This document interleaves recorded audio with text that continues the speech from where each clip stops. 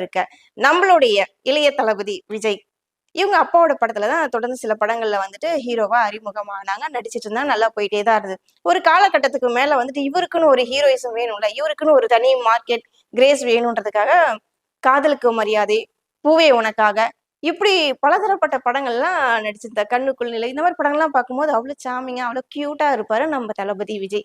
அதை பார்க்கும்போது பெண் ரசிகர்கள் இன்னும் அதிகமானாங்க தளபதி விஜய்.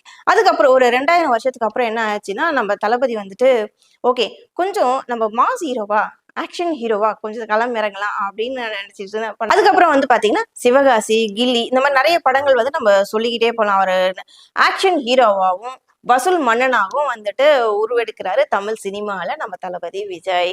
அவர் நடிக்கிற ஒவ்வொரு படங்களும் பாத்தீங்கன்னா ஆக்ஷனுக்குன்னு ஒரு தனி ரசிகர்கள் இருப்பாங்க, டான்ஸுக்குன்னு ஒரு தனி ரசிகர்கள். அவர் பண்ற யதார்த்தமான ஒரு காமெடி சீக்வன்ஸ்லாம் ரொம்ப அழகா பண்ணிட்டு இருப்பாரு நம்ம தளபதி விஜய். அதுக்கு நிறைய படங்கள் எக்ஸாம்பிள் சொல்லிக்கிட்டே போலாங்க, ஏகப்பட்ட படங்கள் இருக்கு.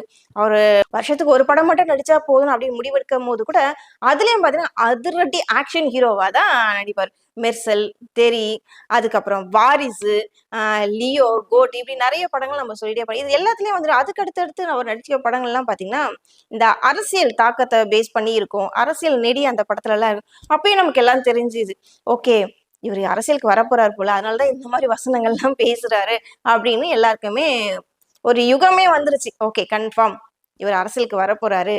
நமக்கு ஏதோ அதாவது அவர் ஒரு வார்த்தை கூட சொல்லியிருப்பாரு பாத்தீங்கன்னா, நிறைய இன்டர்வியூல வந்து சொல்லியிருப்பாங்க, என்ன வந்துட்டு ஒரு நடிகனா ஒரு ஹீரோவா பார்த்துட்டு என்னை உச்சத்துல கொண்டு போன என்னுடைய ரசிகர்களுக்கு நான் நன்றி கடனா எதனா பண்ணுவேன், அந்த நன்றி கடனா நான் அரசியலுக்கு வந்துட்டு அவங்களுக்கு அவங்க எதிர்பார்க்கிற நன்மைகளை நான் செய்ய போறேன், அவங்களுக்கு நான் உதவி செய்ய போறேன்ட்டு நம்ம தளபதி விஜய் சொன்னார்.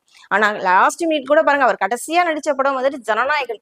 அந்த படத்தை கூட வந்துட்டு ரிலீஸ் பண்ண முடியாம சென்சார் சர்டிபிகேட் கொடுக்காம சில பிரச்சனைகள் எந்த அளவுக்கு இழுத்து அடிச்சுட்டே இருந்தாங்கன்ட்டு நம்ம கண் கூட பார்த்துட்டு தானே இருந்தோம். அப்படி இருந்துமே அந்த ஜனநாயகன் படம் தியேட்டர்ல ரிலீஸ் ஆகல, ஆனா நெட்ல வந்து ரிலீஸ் ஆகி நம்ம எல்லாருமே பார்த்தோம். அந்த அளவுக்கு அந்த படம் வந்துட்டு அவ்வளவு வைப கலப்பிச்சு. அதே சமயம் வந்துட்டு அந்த படத்துல அரசியல் விஷயங்கள் நிறைய பேசப்பட்டு இருந்ததுனாலதான் அந்த படத்தை வந்து அவ்வளவு சீக்கிரம் ரிலீஸ் பண்ணாம வச்சிருந்தாங்க அப்படின்னு.